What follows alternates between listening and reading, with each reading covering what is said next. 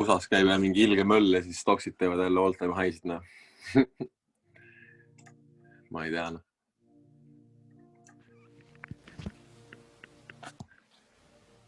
Nii see käib, nii see käib.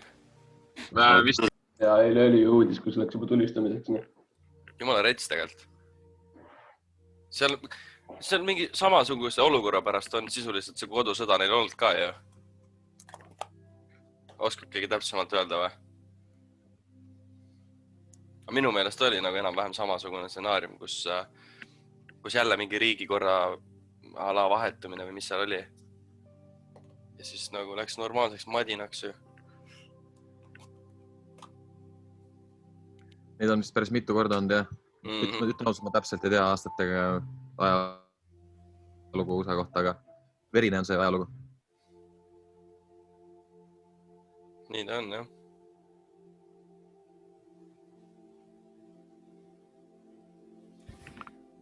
Nii, okei. Vaatame veits, mis meie graafikud täna räägivad. Ma loodan, et nad räägivad midagi head. Isiklikult veits vaatasin juba päeva alguses ka natukene, kus menüüs täna on. Ja kui nüüd Forex Factory lahti lüüa, siis me näeme ära kohe, et mul on kellaaeg seal üleval täiesti vale, on ja selle näeme kohe ära. Nüüd refreshisin läks õigeks.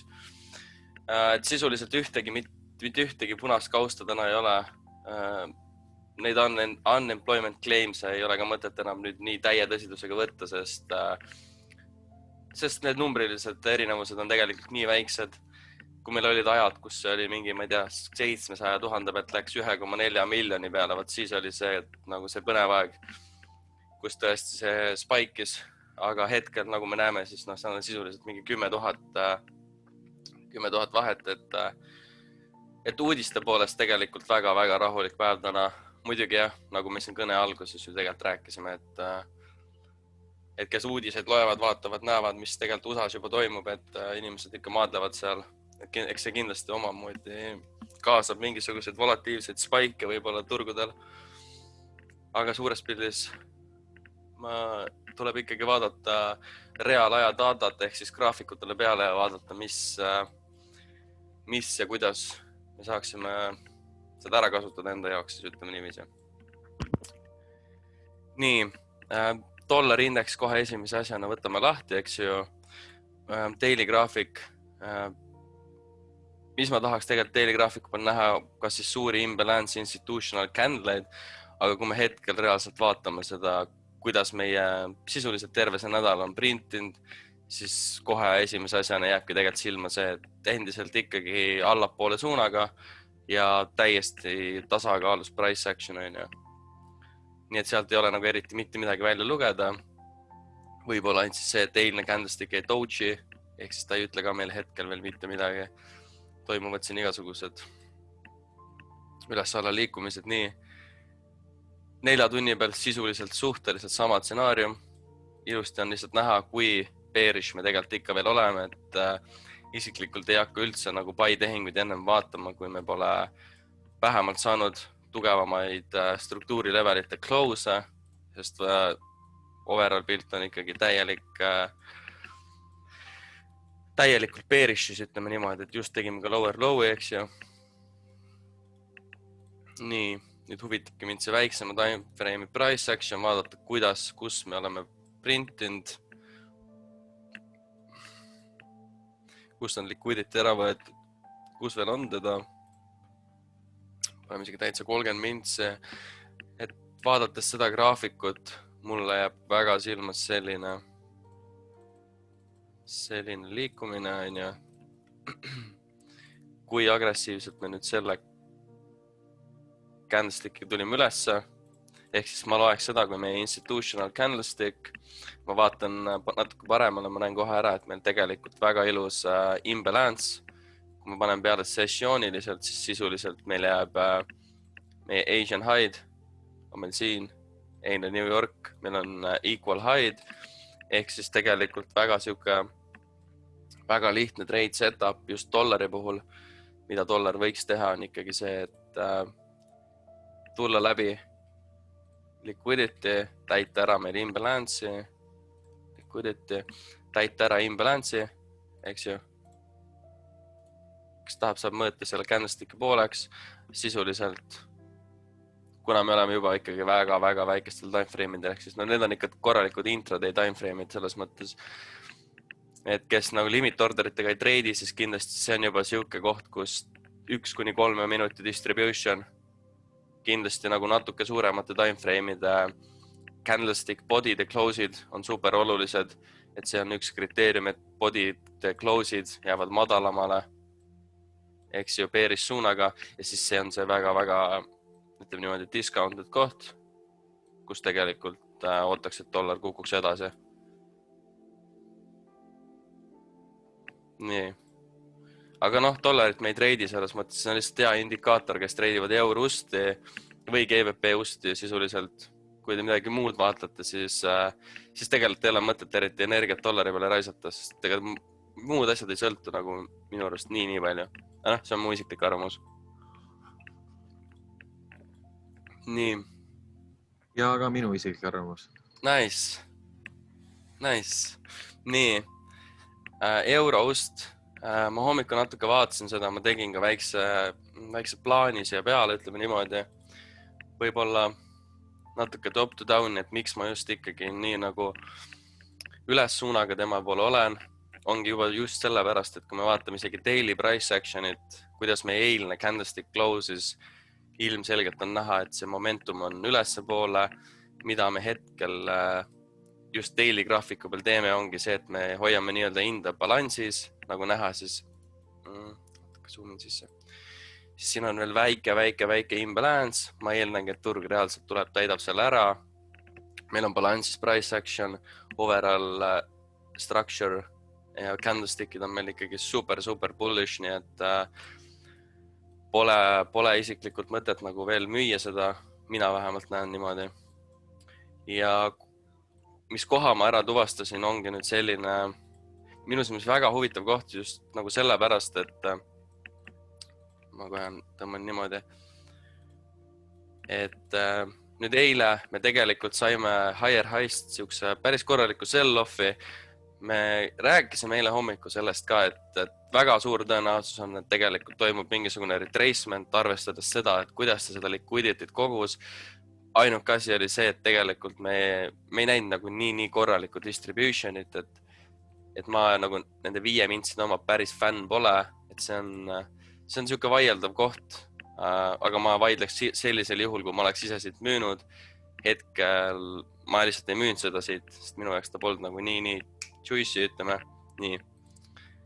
Aga nüüd see koht, mille ma nagu ära tuvastasin, miks mul just see meeldib, on sellepärast, et esiteks on näha, et kui agressiivselt me tulime alla, vaadates meie candlestick body'de close, siis minu jaoks on see justkui nagu liquidity run, eks ju, sest vaadates, kuidas me oleme struktuuriliselt jätnud, me oleme ikkagi jätnud bullish confirmation'id, teinud väga korraliku liquidity run'i, samamoodi kui me dropime mõned timeframe'id allapoole, siis kui täpselt tegelikult me oleme ära täitnud meie viimase imbalance'i, seejärel pannud leegid ja nüüd panen veel 15 minutit timeframe'i, sest tõesti see candlestick on minu jaoks ilus, mulle meeldiks saada see trade siit, isegi kui ma paneks Fibonacci peale, mille ma panengi, siis tegelikult väga hästi klapivad meie Fibo levelid ja kui me vaatame paremale, mis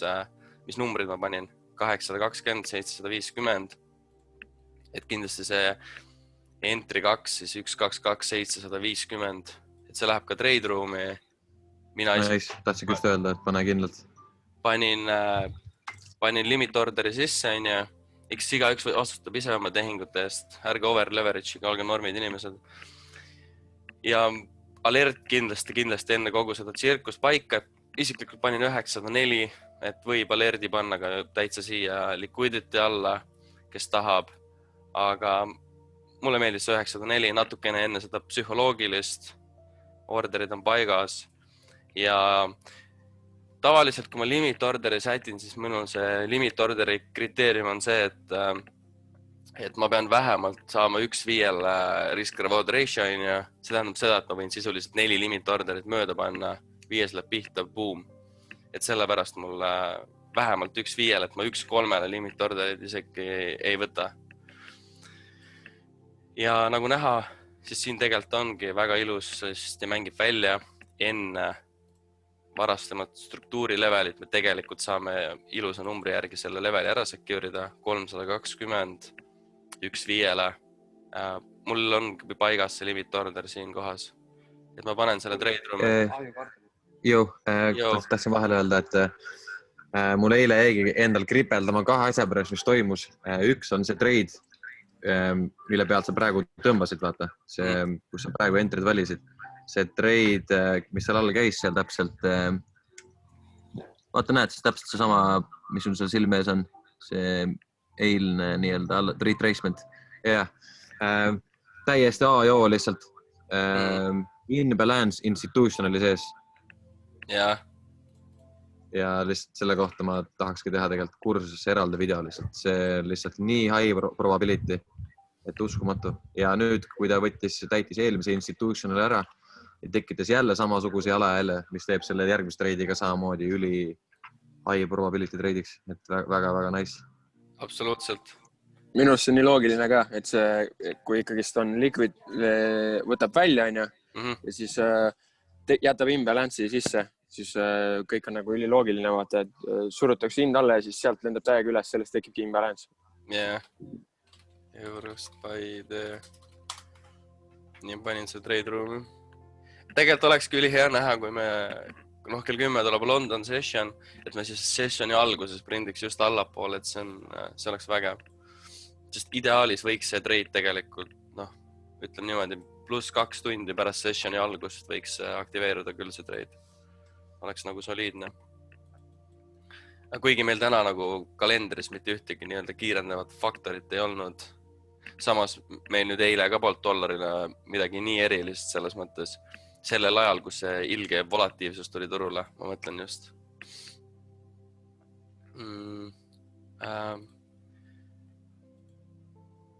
GBP USD on sisuliselt suhteliselt sarnane stsenaarium, et kes nägid, ma postitasin selle eile gruppi, et päris üle nagu ei viitsiks kõike hakata rääkima, sest see on tegelikult täpselt sama.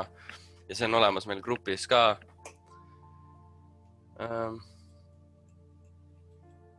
Taavi, kas sul on või kellelgi midagi menüüs? Vaatan korra hetkel kulda, aga ei midagi erilist. Okei. Võib screen'i share'ida või? Mul juhtus kullaga selline üritus. Juhtus kullaga sööki üritus, et sain vastu pükse selle pärast. Ma ei tea, miks ma nii tegin. See ongi see, et tehniliselt võib sul kõik paigas olla, aga tegelikult sõltub kõik su mentaalsest seisundist. Ja hakkas karjuma mul alarm ja kõik on ette märgitud, lihtsalt mul oli tol hetkel kiire millegi pärast. Ja kõik täpselt nii nagu ammu ette tead juba. Ainuke koht, kus ta üldse veel alla saab tulla, on see inbalance'i täitmine. Ja FTMO challenge on 5 slotiga tulevalt sees, kõik paigas. Asi vaikselt liikus alla. Ja millegi pärast tõstin stop-lossi siin kuskil lähedal profitisse. Peale trenni vaatasin, et asin 500 pippi alla lennanud ja oli mu stop-profiti selle väikese vikiga siit välja söönud. Ja lihtsalt, et näide ja sööke õpetussõna igale teisele, kes vaatab, et usaldage alati enda analüüsi.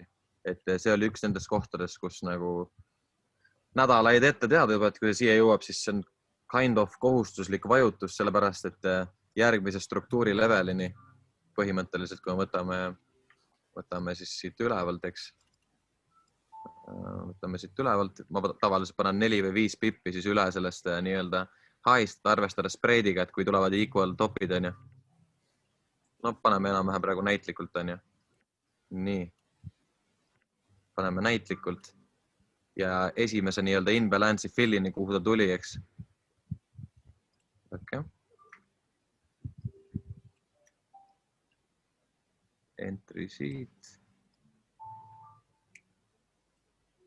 Risk reward 7 on ju, et kelleks FTMO-d teevad, siis põhimõtteliselt ühe trade'iga võid selle ürituse ära teha, kui siuke asi pihta läheb ja reaalselt ongi hea nagu selline, vabandust, on rohkem isegi. Nii.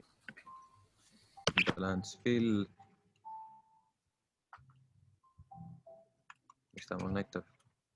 6,32 jah. Et siukene hea näide kõigile, et usaldage alati enda analüüsi ja stop lossi ärge toppige enne profitisse, kui vähemalt 1-1 on nii-öelda täidetud või isegi 2-1. Kui 2% täidetud, pole mõtet enam tõsta, sest et sa pead arvestama sellega, et sa võid oma 1% kaotada. Pole mõtet karta selle pärast. Ja veel, kes veel alerte topib, mis ma olen pannud enda pealt tähele, mis vigu ma olen teinud. Et ma ei ole pannud seda kastikessi ette nagu. Et ma vahepeal panen alerdi, siis ma hüppan nagu sisse, siis ma kind of mingi jooksu pealt nagu arvutan. Et kui te panete alerte, siis alati pange see kast siia ette nagu, et te saate ka jooksu pealt arvutada, et mis teil see 1% nagu on. Et lihtsalt siuke väike heads up. That's it. Nice. Nice. Taavi teeb välja selle EU vahelise, dollari vahelise divergency. Hetkel siin tõesti natuke on seda. Mis hakkab jah midagi? Tegelikult EU-ga on väga lihtne nagu see koht, mis me nüüd panime trade room'i. See on hea koht, kus teda osta. Ja no teine koht tegelikult on siin all üldse, kui ta tuleb siin all, aga ta ei pruugi tulla, sest tegelikult meil on... Ma arvan, et ise tunne, et ta ei jõua sinna, vähemalt mitte see nädal. Täiesti reaalne, jah. Täiesti reaalne. Kui seda swingi vaadata praegu, seda 4 tunnist swingi, siis minu arust tal on veel nagu minna veel natukene, et siis hakata alla retracementi tulema, et võib-olla siis ta tuleb sinna käppi alles. No eks ühel imelisel päeval me tuleme kõigest läbi selles, et siin on päris suur käpp, aga hetkel tõesti jah, enne kui dollar pole hakanud näitama normaalseid märke, et ta teeb ka samasuguse mingi retracemendi, sest ega Dixil on samamoodi tegelikult, ega üleval on päris raskelt on tegelikult seda liquidity't kogunenud juba. Et ta ühel hetkel ikkagi peab sinna, käib tõenäoliselt seal ära.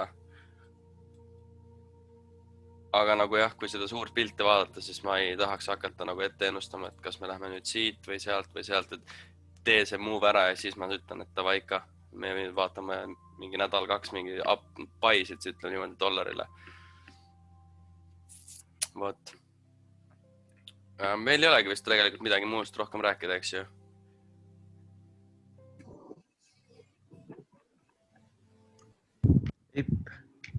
All good, veits kannatlikkust ja saab täna kohe pead teha treidi Eurostiga, ma leian.